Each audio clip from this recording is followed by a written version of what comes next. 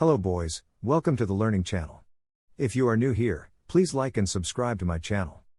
Here, in this video, I will explain how to import CAD drawing into Revit in one step. There are two simple methods for importing. Let's consider, I have to import this plan into the Revit. Open the Revit software. Now, open the Insert tab, click on the link CAD. And now select the CAD drawing you want to import.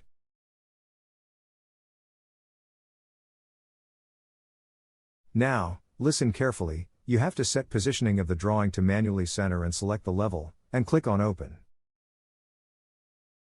Click on the center to import drawing. That's it.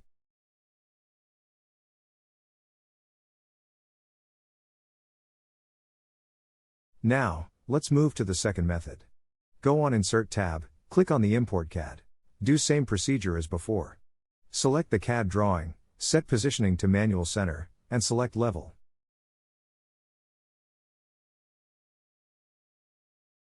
Click where you want to import drawing. Comment below, how was the video? Don't forget to like video and subscribe to the channel. If you are learning CAD, visit my AutoCAD playlist.